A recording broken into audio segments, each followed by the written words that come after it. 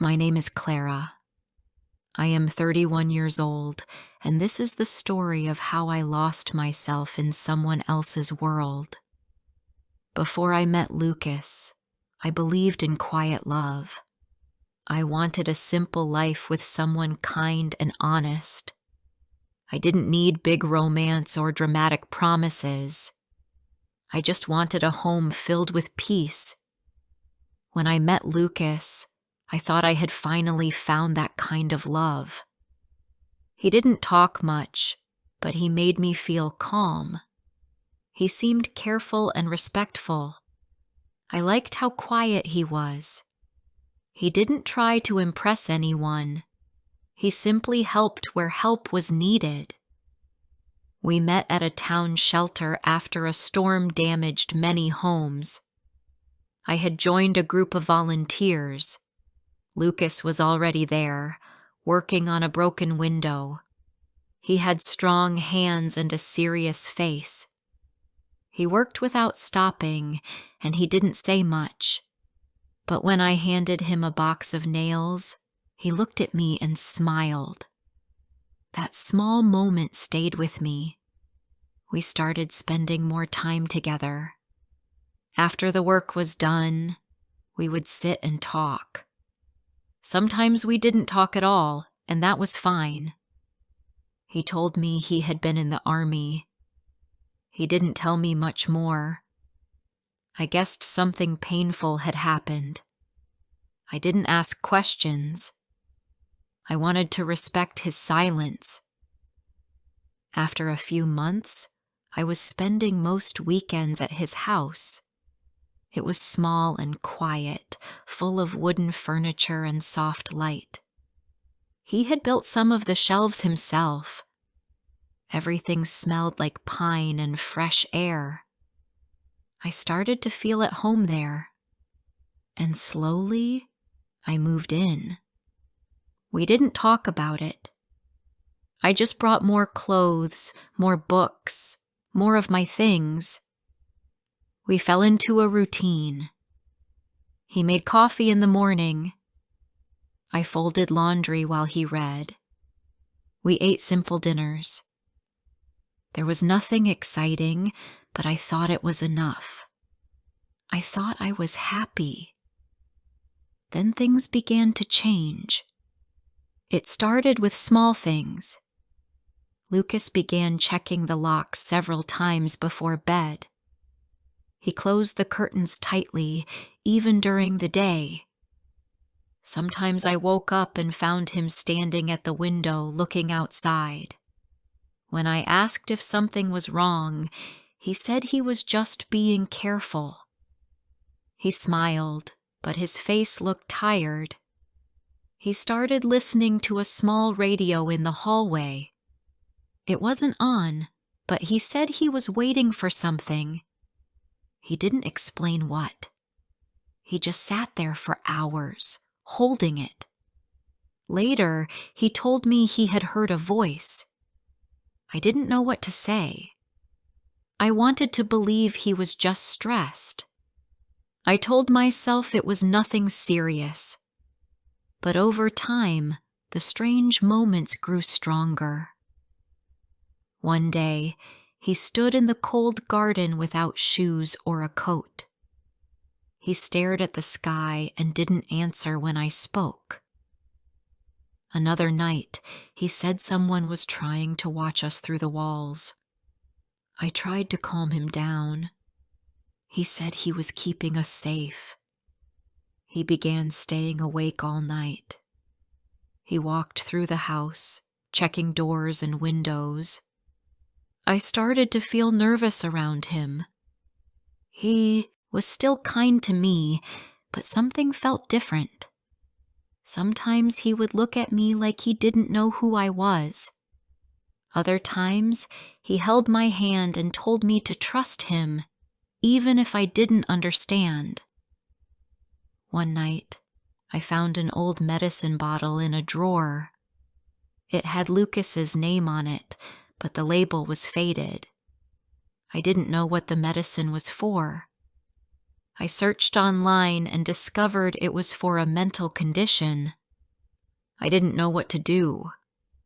I felt scared and confused. The next day, I called a number I found in his wallet.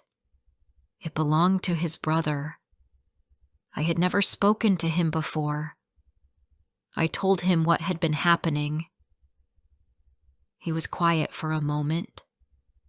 Then he asked if Lucas had stopped taking his medicine. I said I didn't know. He said Lucas had a long history of problems. When he stopped treatment, he often became lost in his own thoughts. I sat in the dark that night, thinking about everything. I still loved Lucas, but I was also afraid. I didn't know how to help him. I didn't know if he wanted help. He never told me about his condition. He kept it a secret from me. When I tried to talk to him, he became cold. He said I was working with the people who were trying to control him. He said I was not safe anymore. I tried to explain that I cared, that I wanted to help, but he didn't believe me. Then something happened that I couldn't ignore. That night, after I came out of the bathroom, I found the bedroom door locked. I turned the handle, but it wouldn't move. I called his name and he answered from the other side. He said I had to stay in the room for a while. He said the voices had warned him that it wasn't safe for me to leave. I sat on the bed, shaking. I waited for hours. When he finally opened the door in the morning, I walked past him without speaking. I picked up my bag and left the house. I didn't take anything else. I just left. I didn't look back. Before I share the rest of my story, I need to know, where are you listening from? Knowing someone hears me, understands me, gives me strength. After I left Lucas, I went to stay with my cousin for a few days.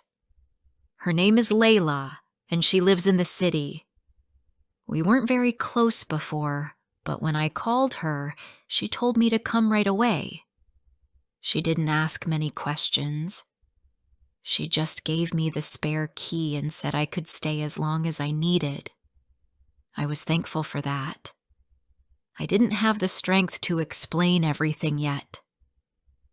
Those first days were quiet. I slept a lot, but it wasn't peaceful sleep. I often woke up with fear in my chest, unsure of where I was. Sometimes I thought I heard Lucas walking down the hall, but it was only the sound of Layla's cat. Even small noises made my heart race. Layla was kind. She brought me tea and tried not to push me.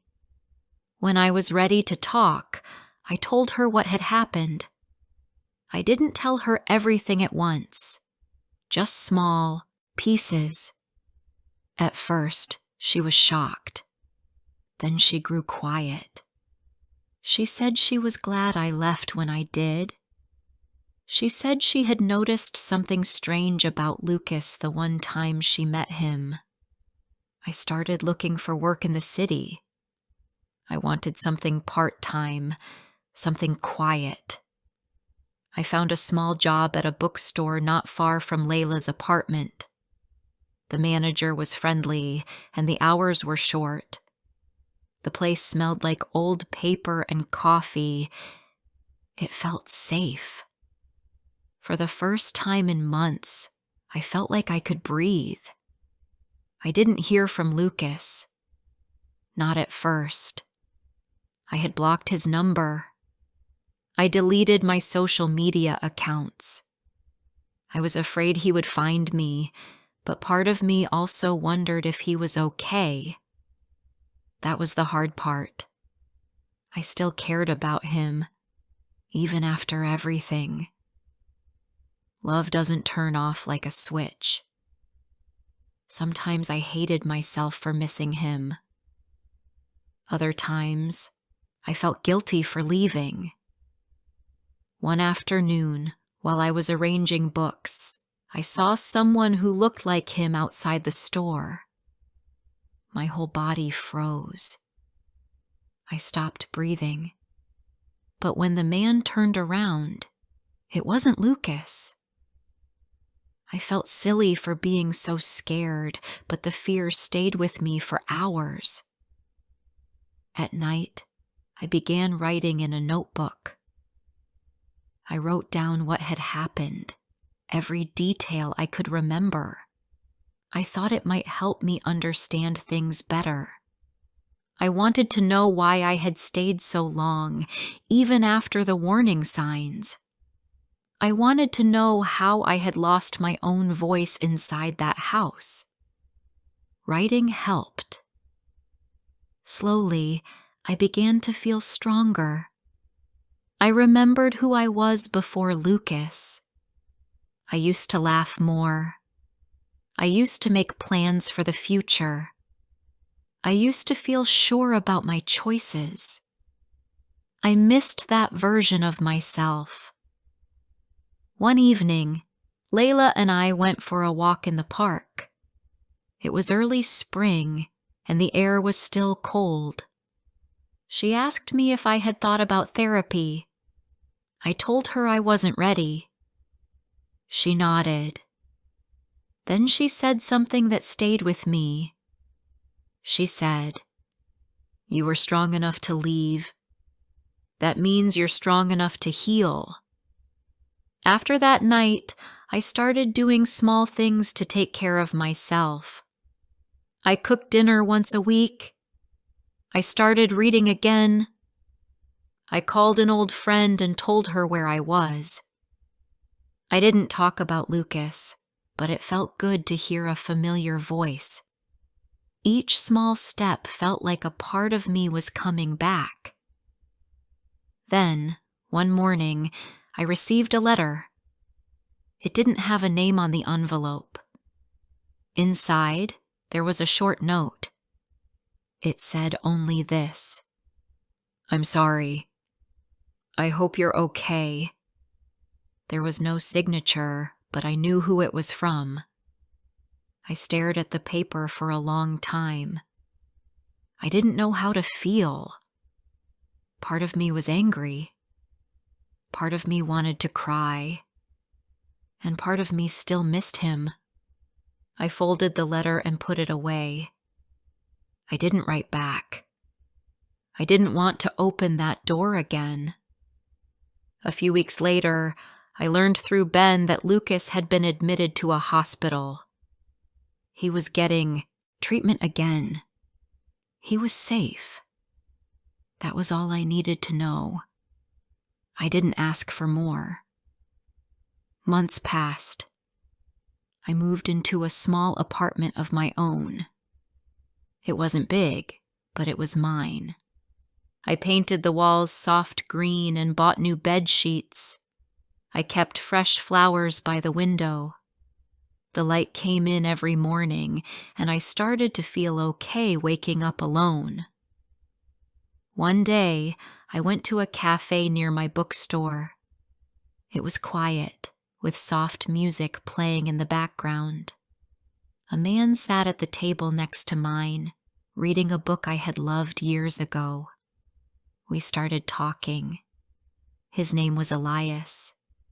He was warm and kind, with a gentle way of speaking. He didn't ask too many questions. He didn't rush me. We talked about books, coffee, and how the city felt in spring. We met again the next week. Then again. I didn't tell him about Lucas, not right away. I didn't want my past to define me, but I also promised myself I would never hide again.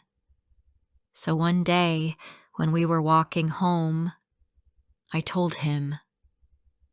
I told him I had been in a relationship that hurt me. I told him I had stayed too long and left too late. I told him I was still learning how to feel safe. He didn't say anything at first. Then he said, "Thank you for trusting me." That was enough.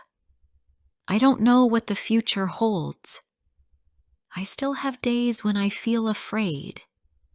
Sometimes I wake up from dreams I can't explain. But I am learning to trust myself again. I am learning to breathe in silence without fear. Most of all, I am learning that leaving was not weakness. It was the start of something new. Part of healing, I've learned, is being able to tell your story without shaking. It doesn't mean you've forgotten. It means you've survived. That was the lesson I held on to as the seasons changed. Life didn't go back to the way it was before Lucas, but it didn't have to. I wasn't trying to return to the old me. I was trying to become someone new, someone stronger, someone who had faced something dark and made it out the other side. That summer, I continued working at the bookstore. I also started volunteering at a local center for women. It was quiet work, sorting clothes, organizing food shelves, sometimes cleaning, but it helped me feel useful. Many of the women who came in were going through hard things. Some were afraid. Some had left homes like I did. We didn't always speak much, but when we looked at each other, there was a kind of silent understanding. Being in that space helped me feel less alone. I no longer felt like my story was strange or shameful. I realized that many people go through things they never talk about. They carry pain in their pockets and fear in their bed sheets. And like me, they still wake up every day and try again. I started therapy a few months later. It took time to feel ready, but I'm glad I went. My therapist was gentle and calm. She never pushed too hard. She listened and waited. In that small room, I said things I had never said out loud. I spoke about the fear, the guilt, the sadness, and the strange love that stayed with me long after I left. One thing she told me stayed in my mind. She said, "You don't have to hate someone to leave them, and you don't have to stop loving someone to protect yourself." That sentence helped me breathe more freely. I had always felt confused about my feelings for Lucas. I knew what he did was not okay. I knew locking someone in a room, listening to voices, and refusing help was dangerous. But I also remembered his quiet smile, his kindness, his hands building a shelf for my books. I had loved him. Maybe in some way, I still did. But love isn't always safe. And staying in pain is not proof of loyalty. With each session, I learned to hold two truths at once. Lucas was not evil. He was ill. And I had done the right thing by leaving. Both of those things could be true. My days slowly became more peaceful. I still had moments of fear, like when a door slammed too loudly or a stranger stared too long, but they didn't control me anymore. I was no longer living inside a storm. I was learning how to live in stillness. Elias continued to be a gentle presence in my life. We didn't rush things. He respected my space and never made me feel guilty for needing time. He brought me books he thought I would like, and sometimes he left little notes between the pages. We walked through parks, visited museums, and talked about the small things. I never felt afraid around him. That was something new for me, feeling safe in quiet moments, not because someone was protecting me, but because I had learned to protect myself. One evening, as we walked near the lake, Elias asked me what I wanted next in life. I didn't have a full answer. I told him I wanted to keep growing. I wanted to be useful. I wanted to do work that helped people. I didn't care about money or success. I just wanted peace. He smiled and said that sounded like a good plan. Later that night, I thought more about that question. What did I want? What would life look like if I could choose freely, without fear? I began to dream again. Not big dreams, but gentle ones. I dreamed of maybe starting a small program at the Women's Center, one that helps women write their own stories. I thought about creating a quiet space where people could come, drink tea, and share what they had been through. Not for therapy, not for advice, just for listening. Because sometimes being heard is the first step to healing. I wrote a proposal and shared it with the center's director. She loved the idea. A few weeks later, we set up the program. We called it Quiet Voices. It was simple. Once a week, a group of women gathered in a small room. We had notebooks, pens, and soft music in the background. We wrote in silence for a while, then read aloud if we wanted.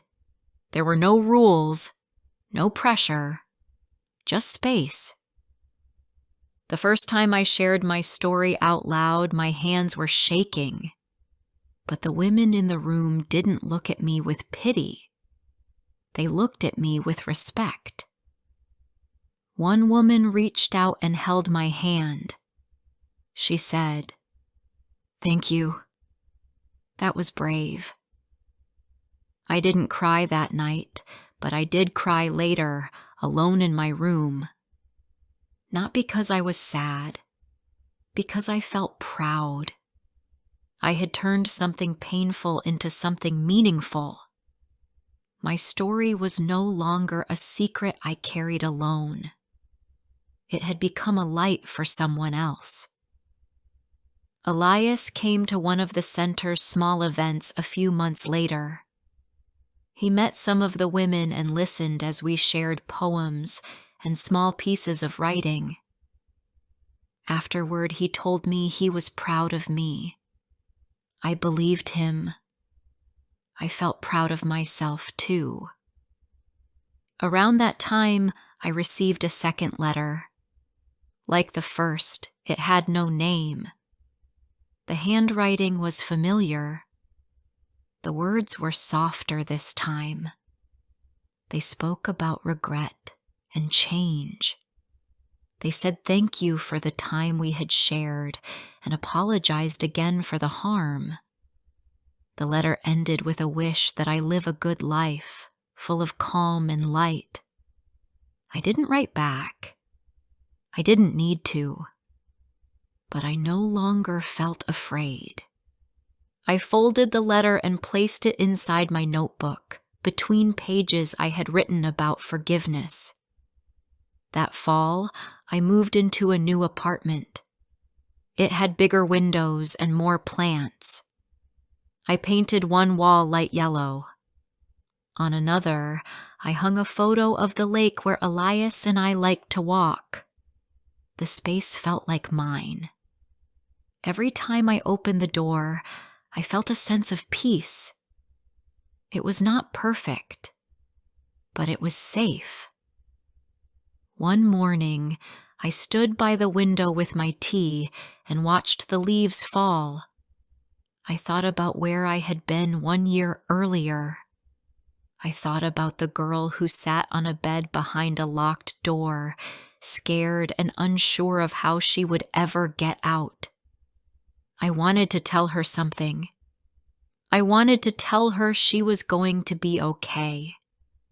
I wanted to tell her she would cry, but she would laugh again too. I wanted to tell her she would feel lost, but she would find herself again, stronger, wiser, and no longer afraid. Most of all, I wanted to tell her that walking away was not failure. It was courage. It was the beginning of everything new. Sometimes I still think about Lucas. I hope he is getting the help he needs. I hope he is safe. I no longer carry anger. I carry understanding, but I do not carry the burden of his illness anymore. That weight is not mine to hold. Elias and I are still together. Our love is slow and kind. We talk about the future sometimes, but there is no pressure. We are taking things one season at a time. We both know that healing doesn't follow a straight line. Some days are easy, some days are not. But now, I face them with someone who listens, who waits, who never makes me feel small. Looking back, I don't see a story of failure or shame. I see a journey. I see a woman who walked into a storm, stayed longer than she should have, but found the strength to walk out. I see someone who learned to listen to her own voice, even when it was shaking. If you are listening to this, and you have ever felt lost inside someone else's world, I want you to know that you are not alone. You are not weak for staying. You are not selfish for leaving. And you are not broken. You are simply human. And humans can grow, even after deep pain, even after fear. I once thought love meant never leaving, but now I understand something different. Real, deep, quiet love starts with yourself. It begins with knowing when something is hurting you. It begins with walking away. It begins with choosing peace. And if you are still inside the storm, please believe me when I say this. There is life on the other side, and it is waiting for you. If you liked my story, please like, comment, and share. More simple and emotional stories are coming soon.